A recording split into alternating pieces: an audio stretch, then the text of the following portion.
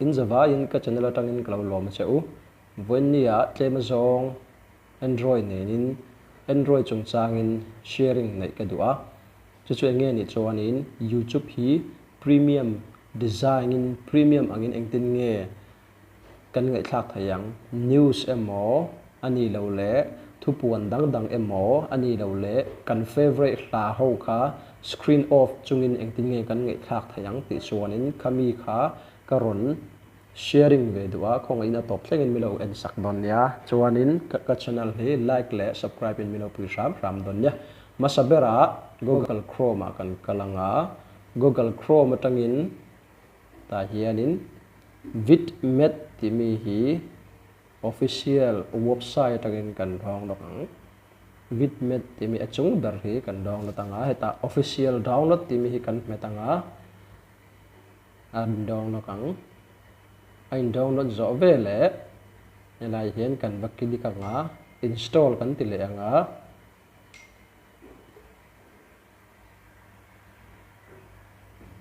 install zauta chuan in vidmet a khan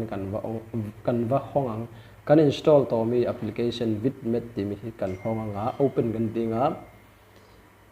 kan open zo a allow hi kan metanga chuan in he ta hianin kan du zong hla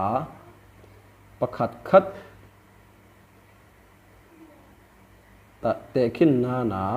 helaya hianin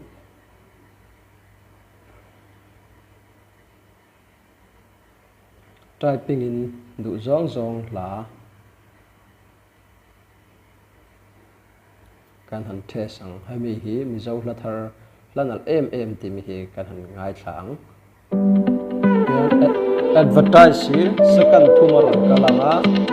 zo chia skip ti mi kai metanga tikhanin hla hi aron culture charanga ading lama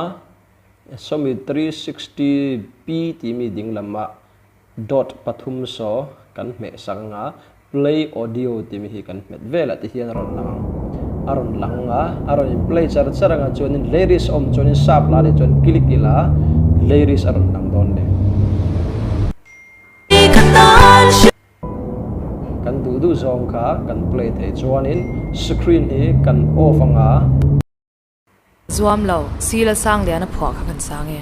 takhanin screen off in an play charang ka video hi screen off chungin an record thei karon record don lawan ya khawang khan khami video I thira I han try ya I thei lawan I chonin comment atang min zot thei rang chonin a download na link po ka comment a kalau da anga ani lo le description sa kalau da don ni o chonin he video hian apui cha chonin khong itakan milo subscribe sakin milo share sakin milo like sak hram don ya in zawai chunga kalome